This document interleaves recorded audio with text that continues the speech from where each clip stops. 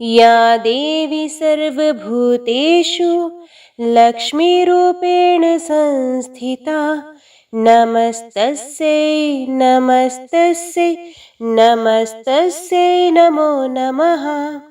जय महालक्ष्मी, जय माता दी। आप सभी को आपके अपने YouTube चैनल जय मां कंजक में हार्दिक स्वागत है। मार्गशीर्ष के महीने में गुरुवार के दिन देवी लक्ष्मी जी की पूजा और व्रत का विधान है। वैसे तो आम दिनों में शुक्रवार के दिन महालक्ष्मी देवी की पूजा की जाती है, लेकिन इस महीने में गुरुवार के दिन भी महालक्ष्मी जी की पूजा की जाती है। मान्यता है कि इस दिन देवी की पूजा करने से धन की बरसात होती है और घर में सुख समृद्धि का वास होता है और माता रानी की कृपा से सभी कष्ट भी दूर हो जाते हैं।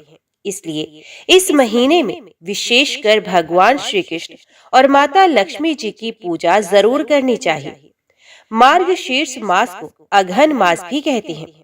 वैसे तो इस महीने में पड़ने वाले सभी गुरुवार के दिन व्रत भी रखना चाहिए, लेकिन जो सारे गुरुवार का व्रत ना रख पाए, अगर एक भी गुरुवार का व्रत रख ले तो उससे भी माता लक्ष्मी जी प्रसन्न हो जाती हैं। जो लोग किसी कारण से कोई भी व्रत ना रख पाए, तो ऐसे में सच्चे मन से महालक्ष्मी जी की पूजा करके सभी को व्रत की कथा भी अवश्य पढ़नी और सुननी चाहिए। आज की वीडियो में आप श्रवण करेंगे माता महालक्ष्मी जी की पौराणिक व्रत कथा। इससे पहले मैं आपको बता दूं कि हमारे चैनल पर हर दिन आप मार्गशीर्ष मास महात्म्य की कथाएं और भागवत कथा भी सुन सकते हैं। अगर आपने इन कथाओं को नहीं सुना है तो प्लीज जरूर सुनिएगा।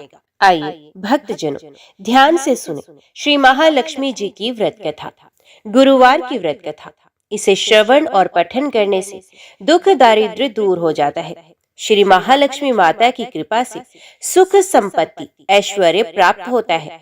मन की संपूर्ण इच्छाएं पूरी हो जाती हैं। श्री महालक्ष्मी माता के अनेक रूप तथा नाम हैं। भूतल में वे छाया, शक्ति, तृष्णा, शांति, जाति, लज्जा, श्रद्धा, कांति, वृत्ति, समृद्धि, दया, तुष्टि, माता, अधिष्ठात्री एवं लक्ष्मी के रूप में स्थित हैं। उन्हें हम प्रणाम करते हैं। कैलाश पर्वत पर पार्वती, क्षीर सागर में सिंधु कन्या, स्वर्गलोक में महालक्ष्मी, भूलोक में लक्ष्मी, ब्रह्मलोक में सावित्री, ग्वालों में राधिका, वृंदावन में रासेश्वरी, चंदनवन में चंद्रा, चंपक वन में गिरिजा, पद्मावन में पद्मा, मल्टी वन में मालती, कुंदन वन में कुंददत्ती, केतकी वन में सुशीला, कदम वन में कदम माला, राजप्रसाद में राजलक्ष्मी और घर घर में गृह लक्ष्मी इन विभिन्न नामों से पहचानी जाती हैं। इस तरह सर्वथा चारों ओर सर्वभूत में सुपरिचित माता श्री महालक्ष्मी जी की ये कथा है। अब हम इसका श्रवण पाठन भी करेंगे। भारतवर्ष के सौराष्ट्र देश में द्वापर युग की ये कहानी हुई है। सौराष्ट्र में उस समय भद्रश्रवा नाम के राजा थे। वे बड़े पराक्रमी राजा थे। 4 वेद, 6 शास्त्र, 18 पुराणों का उन्हें ज्ञान था। उनकी रानी का नाम सुरत चंद्रिका था। रानी दिखने में सुंदर और सुलक्षणा थी तथा पतिव्रता थी। उन दोनों को 7 पुत्र तथा उसके बाद एक कन्या का वरदान मिला था। कन्या का नाम श्यामबाला रखा गया था। एक बार महालक्ष्मी जी के मन में आया कि जाकर उस राजा के राजप्रसाद में रहे। इससे राजा को दुगनी धन दौलत की प्राप्ति हो जाएगी और वे इस धन दौलत से अपनी प्रजा को और भी सुख दे पाएगा। गरीब के घर अगर रहे और उसे धन दौलत प्राप्त हो तो वे स्वार्थी की तरह केवल अपने ऊपर ही खर्च करेगा। ये सोचकर श्री महालक्ष्मी जी ने बूढ़ी ब्राह्मण स्त्री का रूप धारण किया। हाथ में लाठी लिए लाठी के सहारे रानी के द्वार तक पहुंचे। यद्यपि उन्होंने बूढ़ी औरत का रूप धारण किया था, पर उनके चेहरे पर देवी का तेज था। उन्हें देखते ही एक दासी सामने आई। उसने इनका नाम काम, धाम, धर्म पूछ डाला। वृद्ध ब्राह्मण का रूप धारित माता लक्ष्मी ने कहा, बालिके, मेरा नाम कमला है। मेरे पति का नाम भुवनेश है। हम द्वारिका में रहते हैं। तुम्हारी रानी पिछले जन्म में एक वैश्य की पत्नी थी। वे वैश्य गरीब था। दारिद्र्य के कारण हर रोज घर में झगड़े होते थे तथा उसका पति रोज उसे मारता भी था। इन बातों से तंग आकर वे घर छोड़कर चली गई थी तथा वन जंगल में खाली पेट भटकने लगी थी। उसकी इस दुर्दशा पर मुझे दया आई। तब मैंने उसे सुख संपत्ति देने वाली श्री महालक्ष्मी की कथा सुनाई। मेरे कहने पर उसने श्री महालक्ष्मी का व्रत भी किया। श्री महालक्ष्मी प्रसन्न हुई और उसकी गरीबी दूर हुई। उसका घर संसार, दौलत, संतति, संपत्ति से भर गया। बाद में पति पत्नी दोनों परलोक से धार गए। लक्ष्मी व्रत करने के कारण वे लक्ष्मी लोक में रहे। उन्होंने जितने साल महालक्ष्मी का व्रत किया उतने हजारों साल उन्हें सुख भोग भी मिला। इस जन्म में उसका जन्म राजघराने में हुआ है, परंतु वे श्री महालक्ष्मी का व्रत करना भूल गई है। उसे ये याद दिलाने में यहाँ आई हूँ। बुढ़िया की बातें सुनकर दासी ने उन्हें प्रणाम किया तथा श्री महालक्ष्मी का व्रत किस तरह किया जाए इस बारे में पूछा। बुढ़िया रूप धारण किए हुए श्री माता महालक्ष्मी ने दासी को पूजा की संपूर्ण विधि तथा महिमा बताई। इसके बाद वे दासी माता को प्रणाम कर रानी को बताने अंदर चली गई। राज वैभव में रहते हुए रानी को अपने ऐश्वर्य को बहुत घमंड हो गया था। संपत्ति तथा अधिकार की वजह से वे उन्मत्त हो गई थी। दासी द्वारा बताई गई बुढ़िया की बातें सुनकर वे आग बबूला होकर राजद्वार पर आकर बुढ़िया रूपी श्री महालक्ष्मी पर बरस पड़ी। उसे ये मालूम नहीं था कि श्री महालक्ष्मी माता बुढ़िया का रूप धारण किए हुए द्वार तक आई है, परंतु रानी के इस कदर रूख बर्ताव देख तथा अपना अनादर देखकर माता ने वहां ठहरना ठीक न समझा। वे वहां से चल पड़ी। राह में उन्हें राजकुमारी श्यामबाला मिली। उन्होंने श्यामबाला को सारी बात बताई। श्यामबाला ने अपनी ओर से श्री महालक्ष्मी माता से क्षमा मांगी। माता को उस पर बहुत दया आई। उन्होंने श्यामबाला को श्री महालक्ष्मी व्रत के बारे में बताया। उस दिन अगहन मार्गशीर्ष माह का पहला गुरुवार था। श्यामबाला ने परम श्रद्धा से श्री महालक्ष्मी का व्रत रखा। फल स्वरूप राजा सिद्धेश्वर के सुपुत्र मालाधार से उसका विवाह हुआ। वे धन दौलत, ऐश्वर्य, वैभव से माला माल हो गई। पति के साथ ससुराल में आनंद से दिन बिताने लगी। इधर श्री महालक्ष्मी का रानी पर प्रकोप हुआ। फलस्वरूप राजा भद्रश्रवा का राज्य एवं राज कारोबार नष्ट हो गया।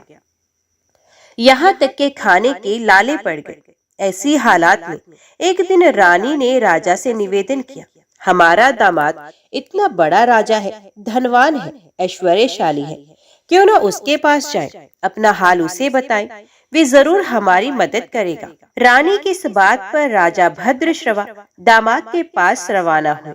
राज्य में पहुंचकर एक तालाब के किनारे थोड़ी देर विश्राम लेने के लिए ठहरे। तालाब से पानी लेने आते जाते दासियों ने उन्हें देखा। उन्होंने विनम्रता से उनकी पूछताछ की। जब उन्हें ये मालूम हुआ कि वे रानी श्यामबाला के पिता हैं, तो दौड़ते हुए जाकर उन्होंने रानी को सारी बात बताई। रानी ने दासी के हाथ राज परिधान भेजकर बड़े ठाट से उनका स्वागत तथा आदर सत्कार किया। खान पान करवाया गया। जब वे लौटने लगे तो सोने की मोहरों से भरा घड़ा भी दिया। राजा भद्रश्रवा जब वापस लौटे तो उन्हें देखकर रानी सूर्यचंद्रिका बहुत खुश हुई। उन्होंने सोने की मोहरों से भरे घड़े का मुंह खोला, पर हाय भगवान, घड़े में धन के बदले कोयले मिले। ये सब श्री महालक्ष्मी के प्रकोप से हुआ था। इस प्रकार दुर्दशा में और कई दिन बीत गए। इस बार रानी स्वयं अपनी कन्या के पास गई। वे दिन अघन माह का अंतिम गुरुवार था। श्यामबाला ने श्री महालक्ष्मी का व्रत किया, पूजा की, अपनी माता से भी व्रत करवाया। इसके बाद रानी अपने घर आई। श्री महालक्ष्मी का व्रत रखने पर उसे फिर से अपना राजपाट, धन दौलत, ऐश्वर्य प्राप्त हुआ। वे फिर से सुख शांति आनंदमय जीवन बिताने लगी। कुछ दिनों के बाद राजकन्या श्यामबाला अपने पिता के घर आई। उसे अपने घर देखकर सूर्यचंद्रिका को पुरानी बातें याद आई। यही कि श्यामबाला ने अपने पिता को घड़ा भर कोयला दिया था और उसे तो कुछ भी नहीं दिया था। इसी कारण श्यामबाला को पिता के घर आने पर उसका कोई आदर आतिथ्य नहीं हुआ, बल्कि अनादर किया गया। पर उसने इस बात का बुरा नहीं माना। अपने घर लौटते समय उसने पिता के घर से थोड़ा नमक ले लिया। अपने घर लौटने पर उसके पति ने पूछा, अपने मायके से क्या लाई हो? इस पर उसने जवाब दिया, वहां का सार लाई हूं। पति ने पूछा, इसका मतलब क्या हुआ? श्यामबाला ने कहा, थोड़ा धीरज रखो, सब मालूम हो जाएगा। उस दिन श्यामबाला ने सारा भोजन नमक डाले बिना बनाया और परोसा। पति ने खाना चखा। सारा खाना नमक बिना बना था, इसलिए स्वाद नहीं आया। फिर श्यामबाला ने थाली में नमक डाला, इससे सारा भोजन स्वादिष्ट लगने लगा। तब श्यामबाला ने पति से कहा, यही है वे मायके से लाया हुआ सार। पति को उसकी बात सही लगी। फिर वे दोनों हंसी मजाक करते हुए भोजन करने लगे। कहा गया है कि इस तरह जो कोई श्रद्धा भाव से श्री महालक्ष्मी जी की पूजा करे, उसे माता की कृपा प्राप्त होती है, सुख संपत्ति शांति प्राप्त होती है, सभी मनोकामनाएं पूर्ण हो जाती हैं। परंतु ये सब प्राप्त होने पर माता की पूजा को भूलना नहीं चाहिए। हर गुरुवार को व्रत पाठ अवश्य करना चाहिए। इस तरह श्री महालक्ष्मी की महिमा भक्तों की मनोकामना पूरी करती है। तो बोलो श्री महालक्ष्मी माता की जय। अभी श्रवण कीजिए दूसरी कथा। एक गांव में एक गरीब ब्राह्मण रहता था। वे नियमित रूप से जगत के पालनहार विष्णु भगवान की आराधना करता था। उसकी पूजा भक्ति से प्रसन्न होकर उसे भगवान श्री विष्णु ने दर्शन दिए और ब्राह्मण से वर मांगने के लिए कहा। तब ब्राह्मण ने लक्ष्मी जी का निवास अपने घर में होने की इच्छा जाहिर की। तब श्री विष्णु ने लक्ष्मी जी की प्राप्ति का मार्ग बताया। उन्होंने बताया कि मंदिर के सामने एक स्त्री आती है जो यहाँ आकर उपले थापती है। तुम उसे अपने घर आने का आमंत्रण देना, वही देवी लक्ष्मी है।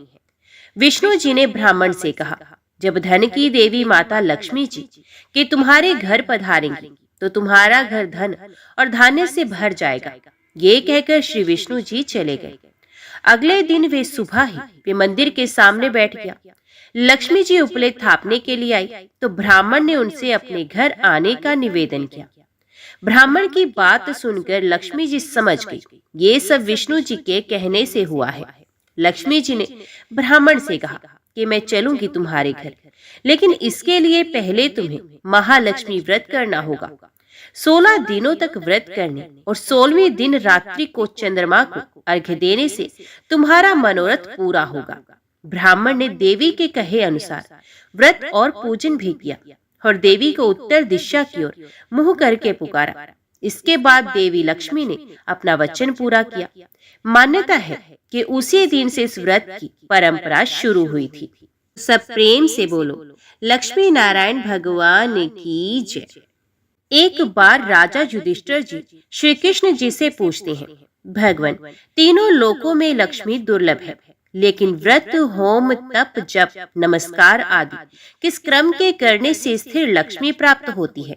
भगवान, आप सब कुछ जानने वाले हैं, इसलिए कृपा कर इसका वर्णन करें। भगवान श्री कृष्ण कहते हैं, महाराज, कहा गया है कि प्राचीन काल में भृगु मुनि की ख्याति नामक स्त्री से लक्ष्मी जी का आविर्भाव हुआ था।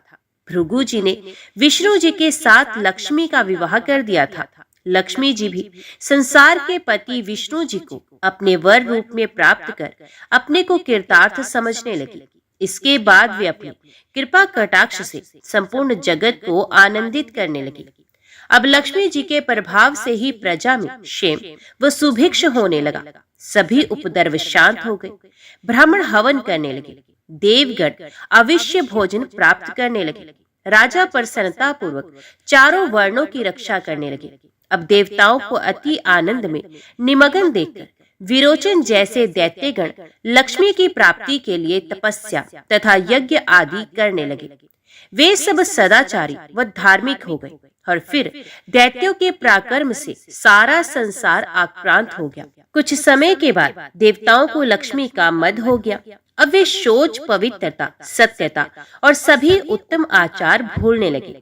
देवताओं को सत्यशील तथा पवित्रता से रहते देखकर लक्ष्मी जी दैत्यों के पास चली गई और देवगण श्री विहीन हो गए। दैत्यों भी लक्ष्मी जी को पाने पर बहुत गर्व से भर गए और वे कहने लगे, मैं ही देवता हूँ, मैं ही यज्ञ हूँ, मैं ही ब्राह्मण हूँ, संपूर्ण जगत मेरा ही स्वरूप है। ब्रह्मा विष्णु इंद्र आदि सब मैं हूँ। इस तरह से दैत्य अहंकार से युक्त होकर अनेकों प्रकार के अनर्थ करने लगे। अब अहंकार से मतभ्रष्ट दैत्यों की भी ये दशा देख लक्ष्मी जी व्याकुल हो क्षीर सागर में चली गई। क्षीर सागर में लक्ष्मी जी के प्रवेश करने से तीनों लोग श्री विहीन होने से निस्तेज से हो गए।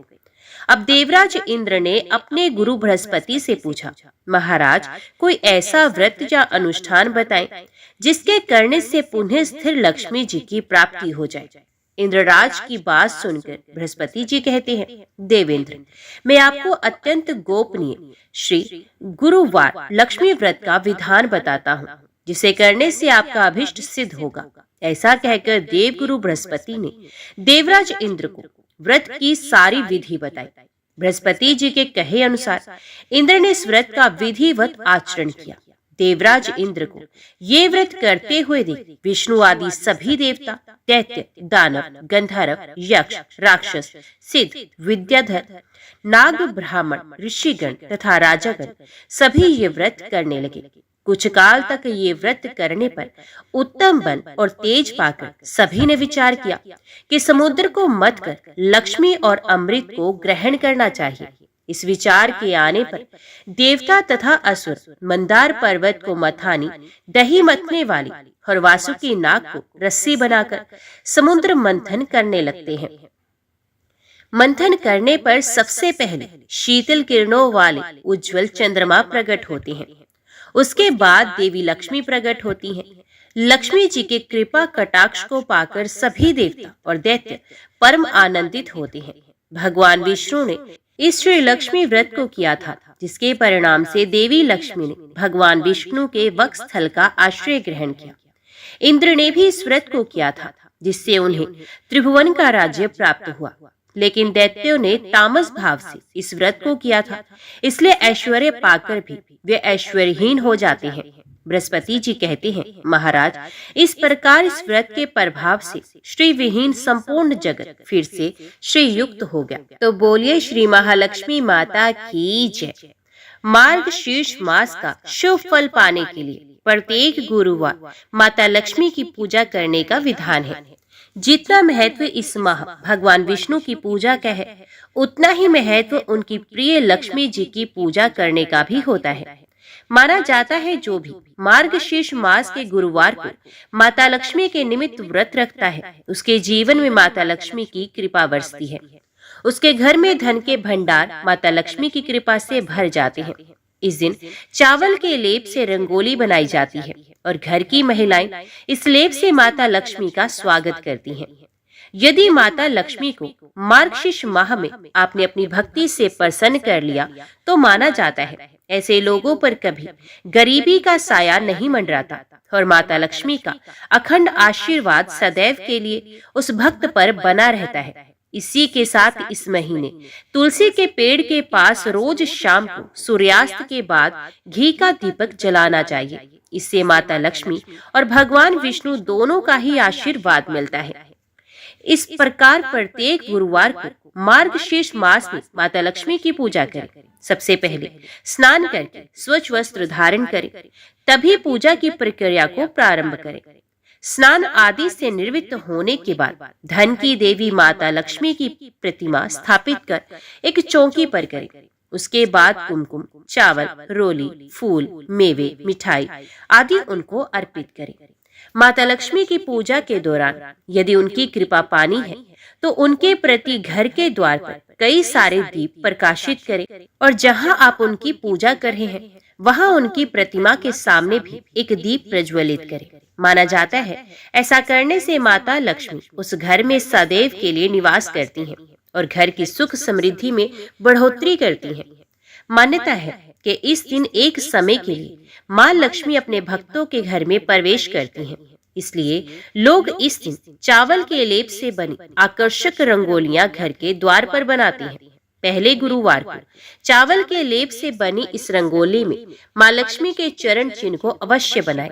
इस दिन माता लक्ष्मी को आप घर के बनाए हुए पकवानों जैसे कि मालपुआ, खीर और मिष्टान समेत आदि चीजों का भी भोग लगा सकते हैं। पूजा के दौरान माता लक्ष्मी के निमित्त कलश तैयार करें, जिसमें धान की बालियां और आम के पत्तों का मुख्य रूप से प्रयोग करना चाहिए।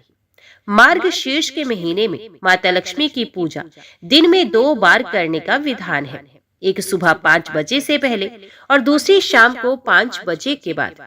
माता लक्ष्मी की पूजा के दौरान घी के दीपक से उनकी आरती उतारें और फिर उन्हें मेवे मिष्ठान का भोग लगाएं। आरती के बाद माता लक्ष्मी को हाथ जोड़कर प्रणाम करें और पूजा का प्रसाद घर के सभी सदस्यों में बांटकर खाएं। ऐसा करने से परिवार के सभी सदस्यों पर माता लक्ष्मी प्रसन्न रहेंगी और परिवार का वैभव माता लक्ष्मी के आशीर्वाद से बना रहेगा। तो बोलिए भगवती महालक्ष्मी माता की जय। आज की वीडियो में इतना ही। उम्मीद करती हूँ वीडियो आपको पसंद आई होगी। वीडियो पसंद आई हो तो वीडियो को लाइक और चैनल को सब्सक्राइब जरूर कीजिएगा। जय महालक्ष्मी लिखकर कमेंट बॉक्स में अपनी हाजिरी और अपने सुझाव देना ना भूलेगा। तो मिलते हैं अगली कथा अगली वीडियो के साथ। तब तक के लिए देखते व सुनते रहिए। जय मां कंजक, जय माता दी।